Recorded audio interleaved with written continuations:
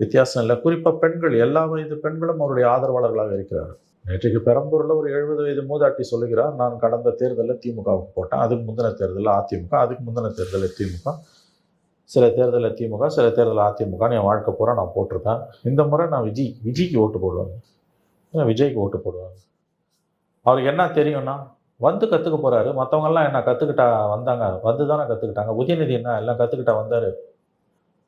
எலெக்ஷனில் ஜெயிச்சு வந்தார் அவர். அவங்க அப்பா சிஎம் தானே அவர் வந்தார், அவங்க தாத்தா சிஎம் தானே வந்தார். அவர் என்ன அவரே வாழ்ச்சா வந்தார் திமுகவில்? இது ஒரு 70 வயது மூதாட்டி கேட்கிறார்.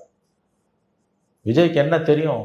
வந்து கற்றுக்க போகிறாரு. மற்றவங்கெல்லாம் என்ன தெரிஞ்சுக்கிட்டா வந்தாங்க, வந்துக்கிட்டு தானே தெரிஞ்சுக்கிட்டாங்கன்றாங்க. ஸோ எல்லா விதமான கன்வின்சிங் ஆன்சர்ஸும் அவருக்கு வாக்களிக்கக்கூடிய மனிதர்களிடம், அவர்கள் ஆண்களோ பெண்களோ, 18 வயது பெண்ணோ, 60 வயது பெண்ணோ, 70 வயது மூதாட்டியோ அவர்களிடம் இருக்கிறது. இருந்தாலும் அந்த ஆதரவு பெரிய அளவுக்கு அவருடைய நோக்கத்தை